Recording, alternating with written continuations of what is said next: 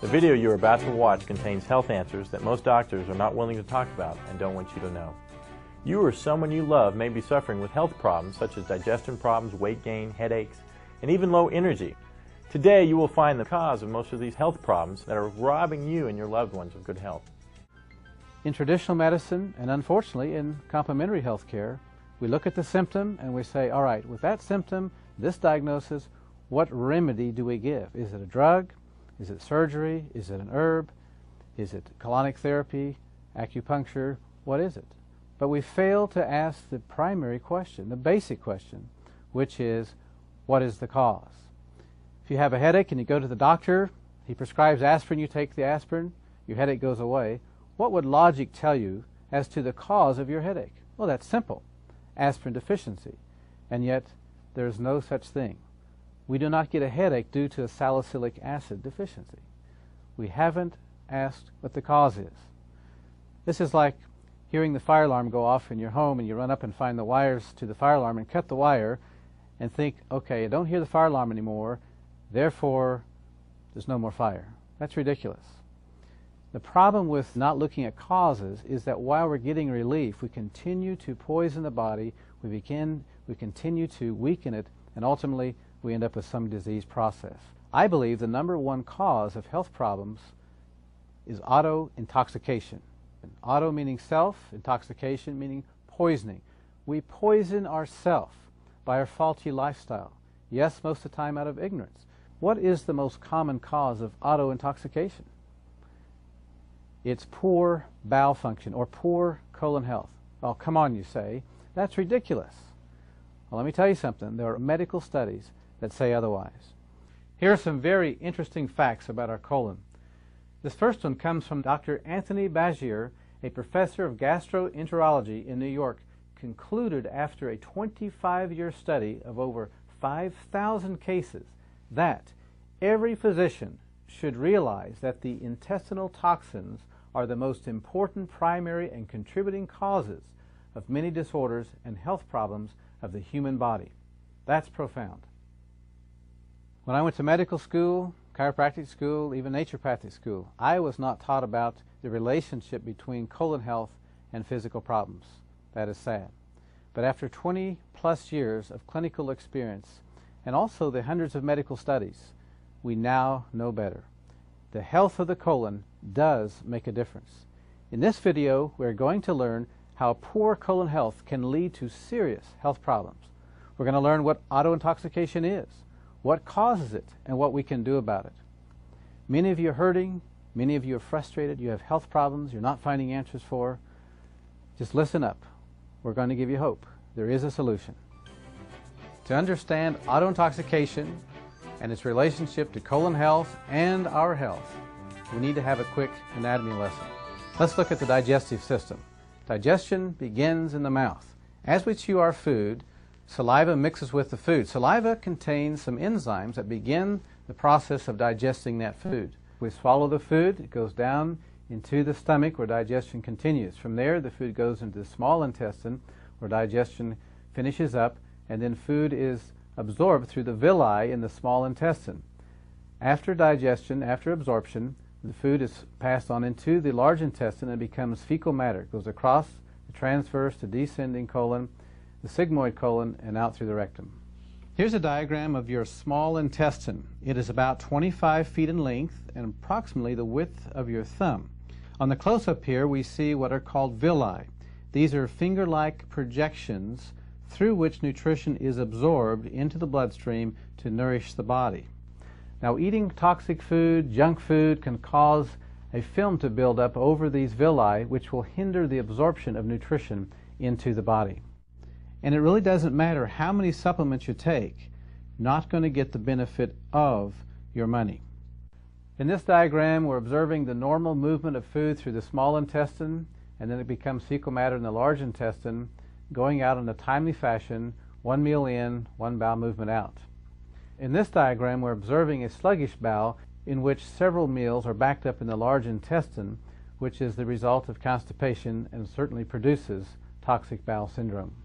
You're supposed to have 2 to 3 bowel movements a day if you're eating 2 to 3 meals a day. The bowel movements should be effortless, odorless, and well-formed, and leave you with a feeling of satisfaction and cleanliness when you're finished. Dr. Norman Walker, who by the way died at the age of 109, was one of the foremost pioneers in colon health. He stated that out of 100,000 autopsies that he had attended, there were less than 10% normal colons.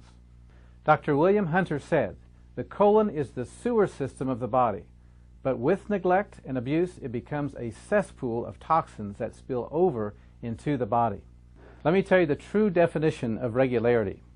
If you eat a meal, you have a bowel movement. You eat 3 meals a day, you should have 3 bowel movements a day, just like a baby. You feed a baby, 20 minutes later, it has a bowel movement. So let me ask you a question. If you're eating 3 meals a day, but you're having just 1 bowel movement a day, or maybe 1 bowel movement every 10 days, as some patients tell me, sometimes once every 2 weeks, believe it or not. Question, what's happening to that food? What's it doing to our body? You're about to find out. Here's a diagram of the normal colon. Notice the ascending colon, transverse colon, descending colon, sigmoid, and rectum. Look at this example of how toxic a colon is. Look at the cross-section of the colon, only leaving a small passageway to eliminate. This waste builds up, causes poisons, which are then absorbed into the body. This is what happens to our colon when we ignore the body's urgings to have regular bowel movements. Let me ask you a question. What would happen if you were to put a hamburger in a Ziploc bag and left it in your kitchen counter? What would it smell like after a week? Or even worse, what would it smell like after several years? This is what's going to take place in our bodies if we are not eliminating properly. Here are some actual x-rays of people with colon problems. Notice the white areas, that's the colon. Notice how distorted, how prolapsed, convoluted these sick colons are. Serious health consequences are going to result as a result of these colons that are not healthy. In this diagram, we see what's known as a spastic colon. This is the result of stress. See how the colon is contracted in spasm.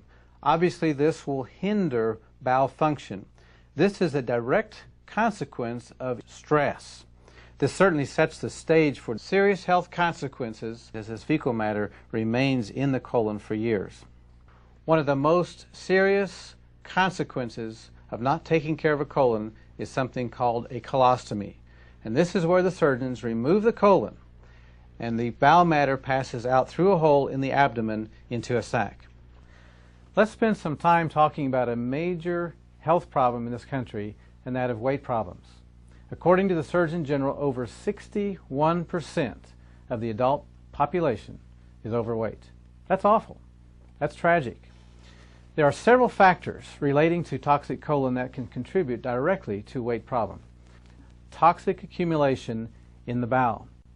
As I've said before, the colon can expand up to 5 times its normal size. This swells up because of the toxic waste that's not being eliminated in a timely fashion. This leads to that condition, megacolon. This is the enlarged colon.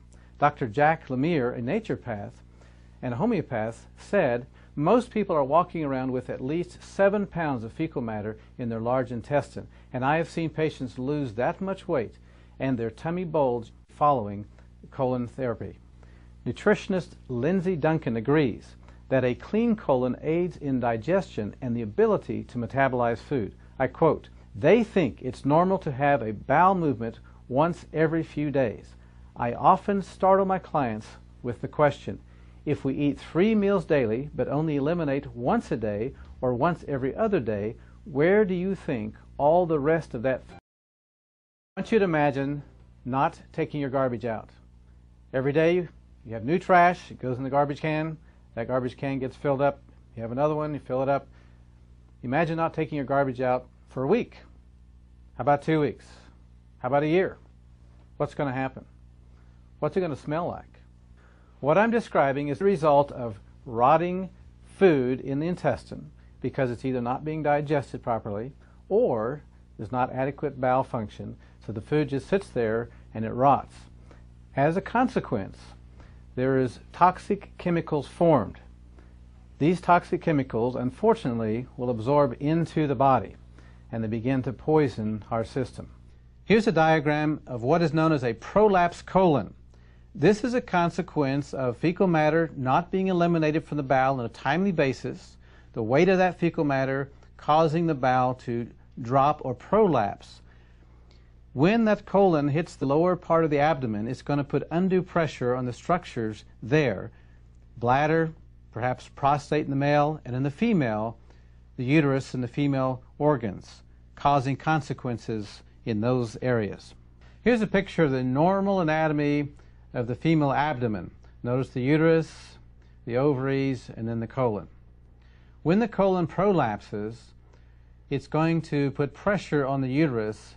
Some of the consequences of prolapsed colon can cause female infections, cysts, and even struggles with reproduction. Here's a view of the male anatomy of the lower abdomen. Notice the proximity of the colon to the bladder and the prostate. Some of the consequences can be prostate problems, reproductive problems, even lowered sex drive. Did you know, according to the Mayo Clinic, over 60 million Americans experience heartburn on a regular basis? What's so amazing is that heartburn, indigestion, and even acid reflux are common symptoms of a toxic colon. Yet we keep ignoring the actual cause. There are 5 main avenues of waste elimination from the body. The first avenue of elimination is the colon. Another condition that can result of toxic bowel syndrome is called megacolon. Now, megacolon is when the colon of normal size expands up to 5 times its normal size. This is simply due to poor bowel function, not eliminating on a timely basis. As a consequence, the toxic debris sits in the colon for days, perhaps, and weeks, we don't know. You know this person who's got the big gut, skinny legs. You ever look at that and wonder what's going on there? Now you know. How about halitosis, bad breath? That's another consequence of toxic bowel syndrome. This is where the toxins absorb into the body and they are exhaled through our lungs. So that brings us to the next avenue of elimination, which is the liver. The liver is designed to filter the blood. If the colon becomes plugged up and we have this rotting material, it's got to overflow somewhere. The liver is the first one to get it, and we'll have certain symptoms that can result from that. For example, headaches. This is simply the brain crying out because it doesn't like this toxic blood that the liver is not filtering. Low energy. We can even have memory problems because if the blood is toxic, we don't think as well. Lowered sex drive, cholesterol problems. The liver is the primary gatekeeper of the blood fats, and if it's congested, it can struggle to maintain our cholesterol level. Even joint problems, and the next line of defense is the kidneys. Since the colon, the first line of defense, is not able to handle it, then somebody else has to. So now we have the kidneys are overloaded. Going to have kidney problems. Consequence of that can be blood pressure problems, even low back pain. What's the next avenue of elimination? The lungs. The lungs can also get in on the act of having to deal with some of these toxins. We already mentioned bad breath. How about asthma, allergies, even our skin? The skin is one of the largest organs of waste elimination of the body. But if the colon's backed up and the liver's backed up, the skin becomes a relief valve for the liver and for the kidneys. And so we're going to have skin problems, all a consequence of poor bowel function. Let me ask you a question. If you're taking a bath or a shower every day to keep the outside clean, why wouldn't you want to keep the inside clean too? It just makes sense. This whole auto-intoxication process can lead to premature aging, never mind disease. Remember, we age from the inside out, not the outside in.